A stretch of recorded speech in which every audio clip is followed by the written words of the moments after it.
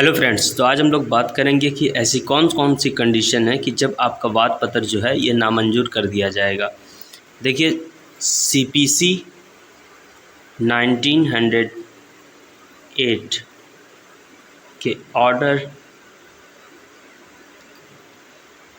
7 rule 11, ठीक। तो CPC 1908 के ऑर्डर 7 रूल 11 में बताया गया है कि वाद पत्र का नामंजूर किया जाना, कि ऐसी कौन कौन सी कंडीशन होंगी कि जब आपका वाद पत्र है जो है वो नामंजूर कर दिया जाएगा। तो चलिए देखते हैं। तो पहली कंडीशन है कि जहां वाद हेतु प्रकट ना हो। आपके प्लेंट में अगर कॉज ऑफ एक्शन दिखाई नहीं दे रहा है तो आपका वाद पत्र जो है ये नामंजूर हो जाएगा। कॉज ऑफ एक्शन का मतलब है कि किस समय आपके बीच ये वाद उत्पन्न हुआ, ठीक है। इसके बाद सेकंड पॉइंट है, कह रहा है जहां दावाकृत अनुतोष का मूल्यांकन कम किया गया है। मान लीजिए कोई प्रॉपर्टी है जिसका मूल्यांकन जो है 10 लाख का है, लेकिन आपने उसका मूल्यांकन 8 लाख का या 5 लाख का किया है, ठीक है। तो वहाँ पे मूल्यांकन कम करने पर और वादी मूल्यांकन को ठीक करने के लिए न्यायालय द्वारा अपेक्षित किए जाने पर उस समय के भीतर जो न्यायालय ने नियत किया है ऐसा करने में असफल रहता है। पहले तो मान लीजिए आपने मूल्यांकन गलत किया है, उसके बाद न्यायालय ने आपको टाइम दिया कि आप मूल्यांकन सही कर लीजिए। तो जिस टाइम पीरियड तक सही करने के लिए कहा है, अगर उस टाइम पीरियड तक आप सही नहीं करते हैं तो आपका वाद पत्र जो है ये नामंजूर कर दिया जाएगा।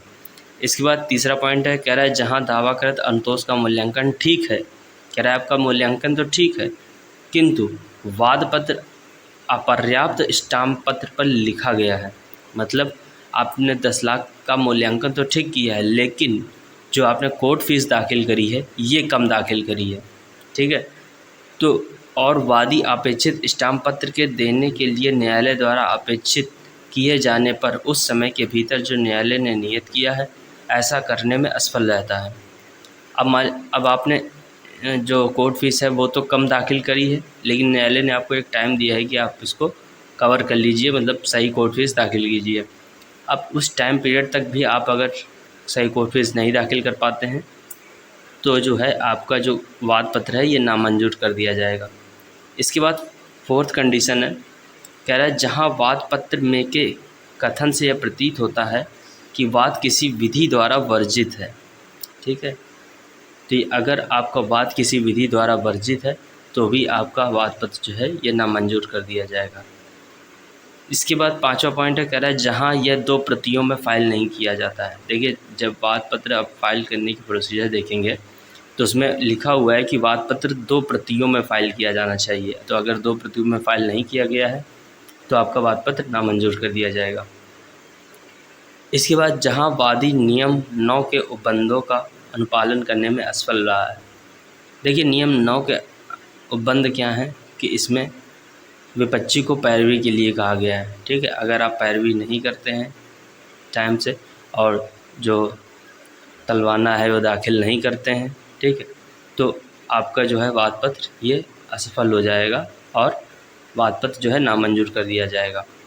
देखिए, इसमें कुछ कंडीशन है, कह रहा है परंतु मूल्यांकन की शुद्धि के लिए या अपेक्षित स्टाम्प पत्र देने के लिए न्यायालय द्वारा नियत समय तब तक नहीं बढ़ाया जाएगा जब तक कि न्यायालय का अभिलिखित किए जाने वाले कारणों से यह समाधान नहीं हो जाता कि वादी किसी असाधारण कारण से न्यायालय द्वारा नियत समय के भीतर यथास्थित मूल्यांकन की शुद्धि या करने या अपेक्षित स्टाम्प पत्र के देने से रोक दिया गया था और ऐसे समय के बढ़ाने से इनकार किए जाने से वादी के प्रति गंभीर अन्याय होगा।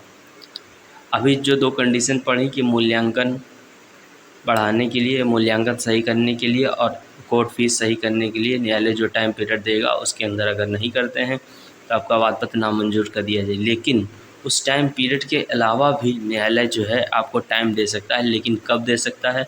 जब उसको ऐसा प्रतीत होता है कि ऐसी आपके सामने ऐसी कंडीशन आ गई थी कि जो टाइम पे आप उसको दाखिल नहीं कर पाए, तो आपको ये टाइम दे देगा कि आप उसको अगली डेट तक दाखिल कर दें।